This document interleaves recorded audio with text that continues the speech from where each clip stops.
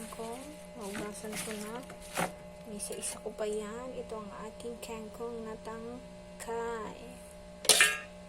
Ayan. Meron ako sibuyas, bewang, panakot sa aswa. Paminta. Oh yeah.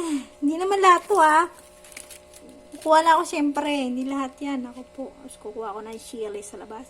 Kaya meron tayong suka. Dado pati. Toyo. Hindi yung may toyo sa utak. At hipon. Yan. Nalinisan ko na yung aming hipon. Hiniwa-iwa ko pa para dumami. Yan. Tinanggalan ko ng ng dumi dito. Sa kanyang gilid. Ayan. Tinati ko. Kasi mahal ito guys. Inutang ko. Inutang ko lang to. Kaya malinis na siya. Tinanggalan ko ng ano ba yun? Sabi nila dumi daw yan. Yan. Sa gilid-gilid. Malinis na siya. O, yan. Kaya tara na. Magluluto na tayo. Anong oras na? Alas 2 na yata ng hapon. Okay, let's go. Let's cook. Babush.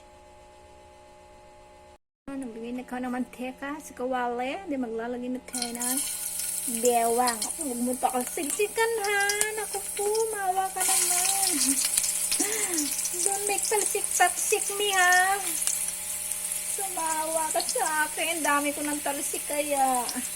Pinagat lang ako ng lamok. Tapos tatalsikan mo pa ako ng mantika. Oh.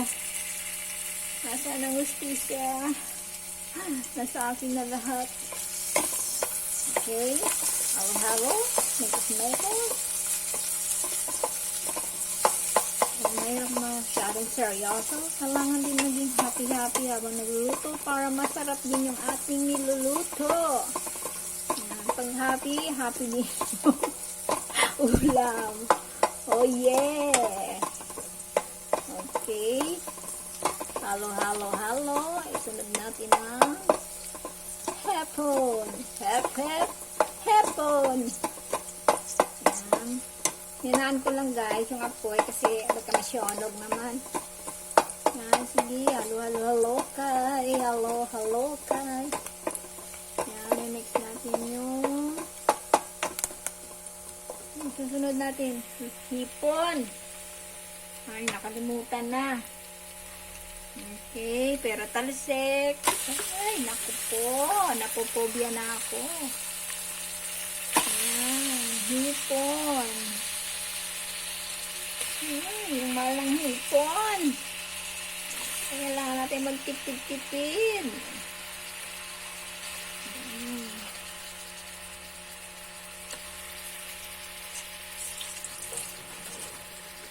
Takot na ako. Kasan yung apoy.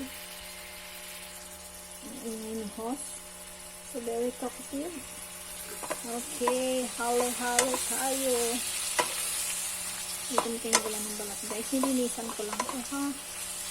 May laman kakain. Kaya, abang kumakain ka, magbabalat ka. Pinapahirapan talaga. Pinapasabik-sabik.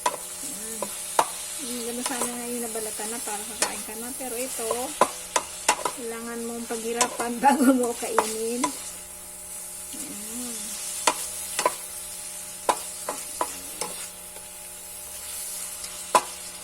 Adobong kangkong na may hapon.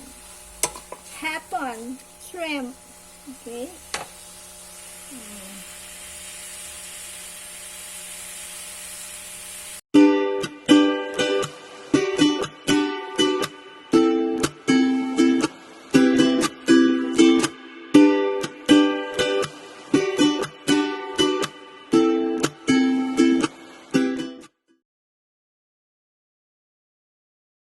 Yan, sinagkan na yung tangkay.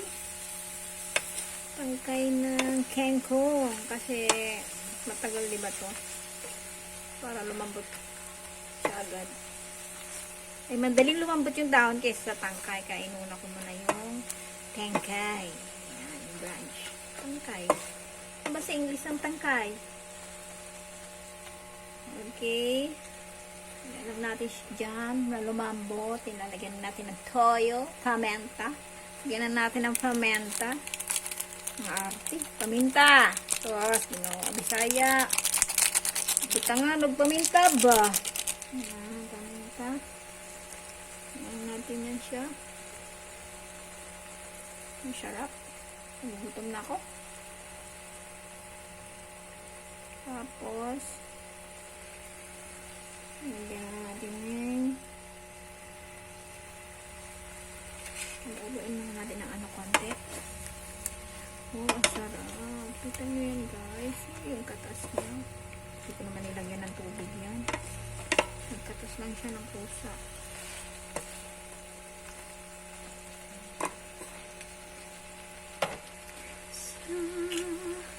Ang sarap-sarap. Nilagyan natin ng toyo. Puto toyo. Huwag naman marami. Baka naman umalat.